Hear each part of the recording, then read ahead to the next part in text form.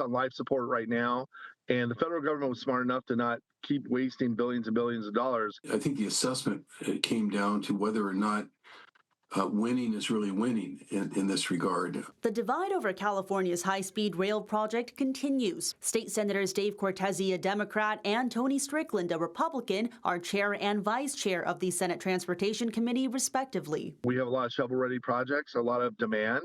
That would be better for the people of California. Think of Merced.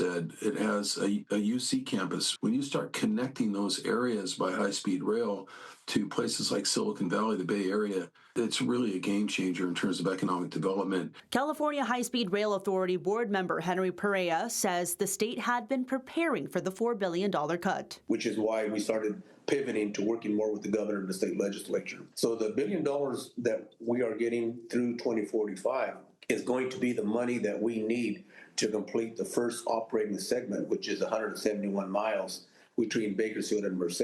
At least $1 billion a year until 2045 under the legislature's renewed Cap and Invest program funded by major polluters.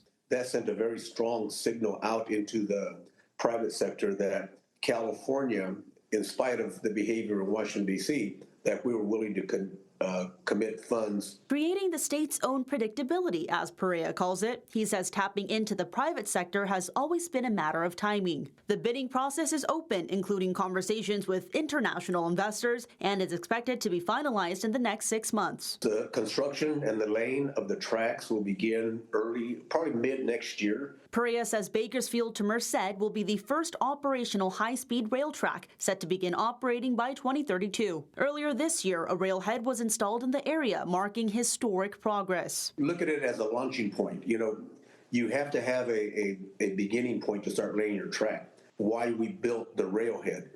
High-speed rail is projected to cost between $88 to $128 billion, much more than the anticipated $45 billion when voters approved it in 2008. Jenny Ha, CBS 8.